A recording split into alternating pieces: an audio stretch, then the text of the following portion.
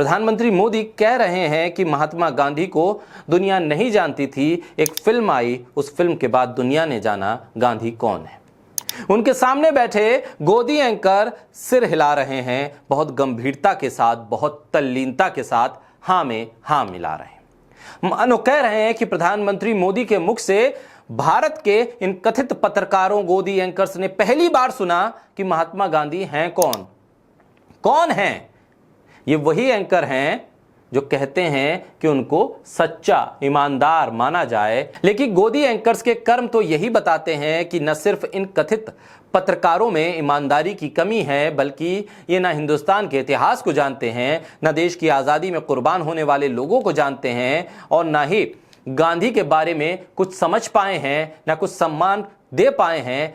वो गांधी जिसको दुनिया भर में लोग सलाम करते हैं, किसी फिल्म के आने के बाद नहीं, दुनिया में फिल्म से बहुत पहले गांधी को दुनिया ने मान लिया था, तभी तो दुनिया भर में गांधी के स्मारक बन गए उस कथित फिल्म के आने से पहले, जिसका जिक्र प्रधानमंत्री गोदी एंकर्स के सामने कर रहे थे। उस फिल्म के जरिए दुनिया ने नहीं जाना कि गांधी कौन है, बल्कि दुनिया ने गांधी के कर्मों, गांधी के कामों, गांधी के आंदोलन, गांधी के विचारों से गांधी को जाना कि गांधी कौन है और भारत क्या है। फिल्म से बहुत पहले जिस गांधी का जिक्र दुनिया भर में मशहूर हो गया था, उस गांधी को प्रधानमंत्री मोदी ने शायद एक फिल्म से जाना होगा। लेकिन दुनिया गांधी को बीजेपी के बनने से पहले, प्रधानमंत्री मोदी के सत्ता में आने से पहले, किसी फिल्म के रिलीज होने से बहुत पहले जान चुकी थी, पहचान चुकी थी और सम्मान भी देती थी। दुनिया में राष्ट्रपिता महात्मा गांधी के सैकड़ों स्मारक हैं, लेकिन कुछ स्मारकों के नाम मैं आपके सामने गिनवा रहा हूं। शायद एबीपी न्यूज के गोदी एंकर्स इन 10 स्मारकों को गूगल करेंगे तो पता चल जाएगा कि उस कथित फिल्म के आने से पहले ही दुनिया में ये 10 स्मारक बन चुके थे जो गांधी को सम्मान देने के लिए बनाए गए। हालांकि 10 स्मारकों के नाम मैं आपको गिनवा रहा हूं, लेकिन इससे कहीं ज्यादा स्मारक गांधी के नाम पर दुनिया में बने हुए हैं। लेक श्राइन कैलिफोर्निया यूएसए में एक स्मारक है। ट्रेविस्टॉक लंदन में, इंग्लैंड में महात्मा गांधी के नाम पर स्मारक है। कोपेनहेगन डेनमार्क में स्मारक है। चर्च स्ट्रीट साउथ अफ्रीका में स्मारक है। प्लाजा शेलिया अर्जेंटीना में महात्मा गांधी के नाम पर स्मारक है।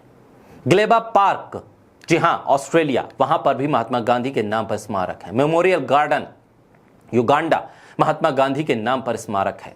Garden of Peace Vienna Austria, Mahatma Gandhi के नाम पर स्मारक है। Arena Park Geneva Switzerland, Mahatma Gandhi के नाम पर स्मारक है। Parliament Square London England, Mahatma Gandhi के नाम पर स्मारक है।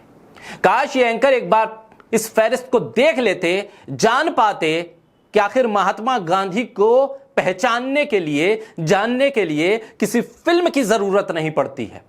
महात्मा गांधी अपने विचारों से, अपने कर्मों से, अपने कामों से, अपने असहयोग के विचारों के जरिए दुनिया भर में पहचाने गए, सम्मान दुनिया भर ने दिया और दुनिया भर के मुल्कों में उनको सम्मान देते हुए ये स्मारक बनाए। लेकिन ये एंकर्स मुंह पर एक टेप लगाकर बैठे थे खामोशी का। ना इनके पास काउंटर क्वेश्चन था और ना ही रोकने की हिम्मत कि कोई भी शख्स, चाहे वो प्रधानमंत्री ही क्यों ना हो, राष्ट्रपिता को लेकर किसी भी गलत तथ्य को नहीं रख सकता। कोई नहीं जानता था महात्मा गांधी को। गांधी फिल्म से सबको पता चला कि महात्मा गांधी कौन है। यह बात कही जा रही थी गोदी मीडिया के एंकर्स के सामने। शायद इन एंकर्स को पता नहीं कि नेल्सन मंडेला महात्मा गांधी को अपना गुरु मानते थे। किसी एजेंसी के भरोसे पर, किसी एजेंसी को हायर करके गांधी को अपनी पब्लिसिटी करने की जरूरत नहीं पड़ी। दुनिया का हर देश, हर एक देश गांधी को सम्मान देता था। हर देश में लगभग महात्मा गांधी की प्रतिमा है। गांधी की मौत पर उनके सम्मान में संयुक्त राष्ट्र में आधा झंडा झुका। लेकिन प्रधानमंत्री की माने तो गांधी को कोई नहीं जानता था।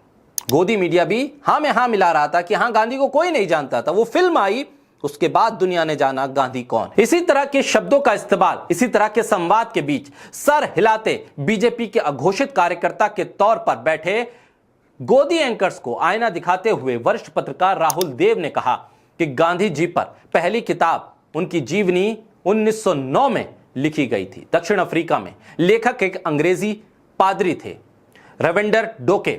गांधी जी उसके 6 साल के बाद भारत लौटे। तब तक वो भारत ही नहीं दुनिया भर में अपनी पहचान बना चुके थे। आज की भाषा में कहें तो सेलिब्रिटी बन चुके थे। वैसे तो आज के भक्त विद्वानों के आगे बेचारे आइंस्टीन क्या हैं, लेकिन उन जैसे छोटे मोटे विज्ञानी जब गांधी के बारे में अभूतपूर्व शब्दों में प्रशंसा कर रहे थे, तब एटनबरो की फिल्म गांधी का विचार भी पैदा नहीं हुआ था। इन बंद नेत्र मंदबुद्धि भक्तों का क्या किया जाए? ये कैसा भारत बन रहा है? जब तक गांधी पर फिल्म नहीं बनी तब तक महात्मा गांधी को कोई जानता नहीं था। और सामने बैठे एंकर, अपने आप को विद्वान समझने वाले एंकर, मुंह में टेप लगाकर बैठे थे, सुन रहे थे। घंटे भर तक आत्म प्रचार सुनते रहे।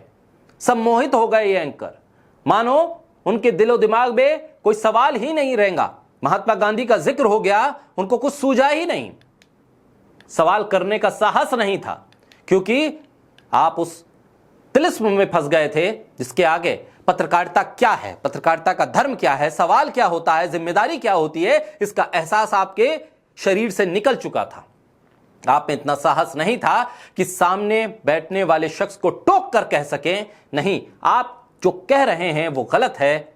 गांधी को दुनिया किसी फिल्म से नहीं जानती, बल्कि गांधी अपने विचारों से जाने जाते हैं और जाने जाते रहेंगे, क्योंकि दुनिया में गांधी के विचार ही इस दुनिया को बचा पाएंगे और इस भारत को पहचान दिला पाएंगे। गांधी से देश की पहचान है और गांधी से ही इस देश का कोई भी नेता हो उसकी पहचान है।